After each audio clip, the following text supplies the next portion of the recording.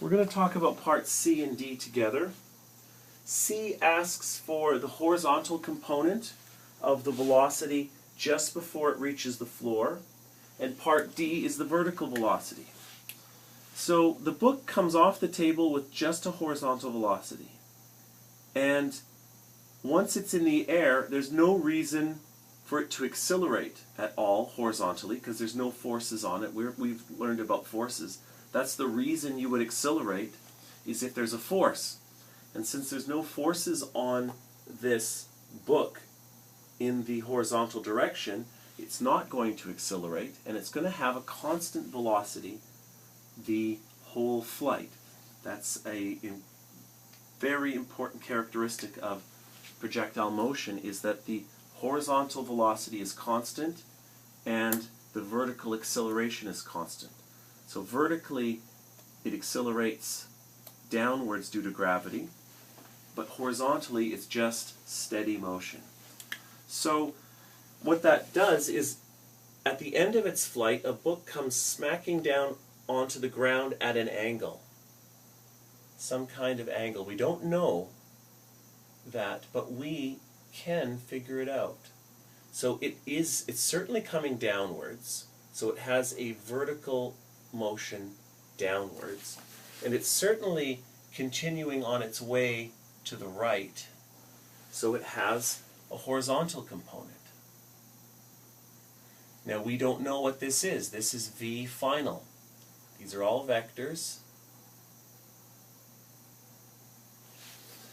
So it's falling down, it's continuing to move along, and it has some final velocity. So the first part is C. What is this Vx here at the bottom? This final velocity as it strikes the ground. Well, it's the same velocity as V0 that it had coming off the table. There's no reason, there's no acceleration, constant velocity, nothing. Once the book left the table, nothing slowed it down or sped it up in the horizontal direction, and it just kept moving. It basically just kept moving sideways like this.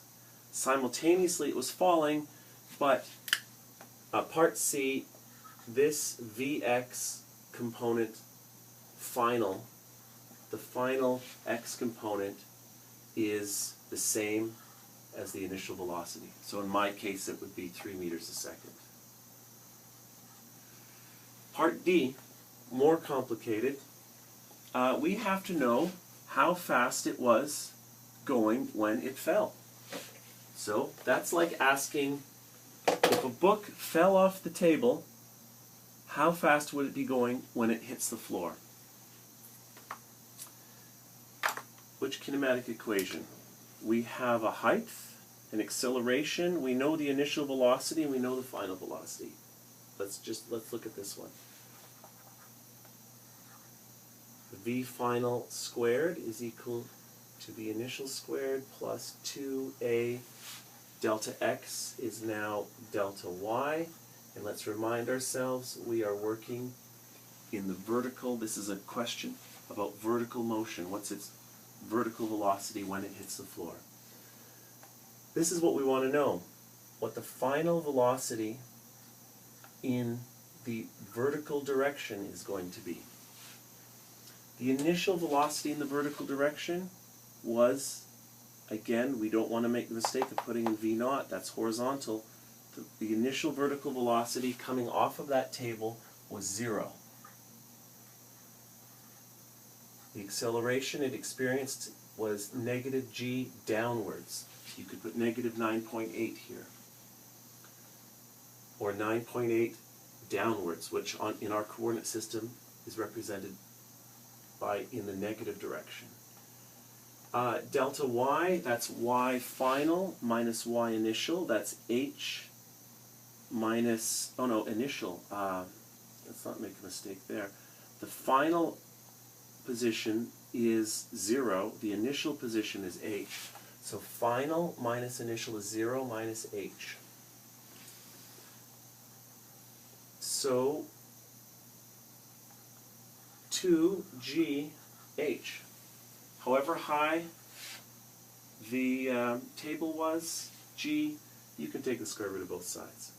So assuming now we know the velocity final, downwards, that's what we now have. That's part D. That's the vertical component of the book's velocity. Now, that's downwards. Now, will they want a positive or a negative? The vertical component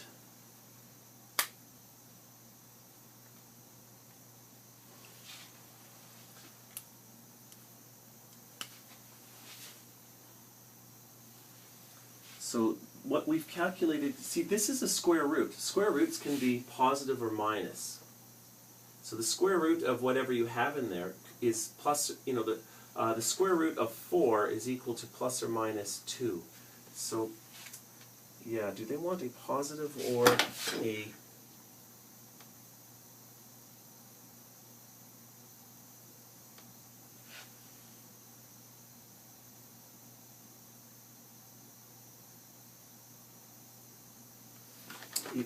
It's going downwards, and they're talking about this component. This is a downwards component. I think you should be choosing, I'll tell you what, in Mastering Physics, if you asked for a speed is the number on your speedometer. That's always going to be positive. But if it's asking you specifically for a component of velocity, this is in the positive direction, and that's in the negative direction. You should be taking the negative answer, and part D, you should have a negative sign in front of your magnitude, because that's velocity takes into account magnitude and direction, and the direction is downward, so it's negative.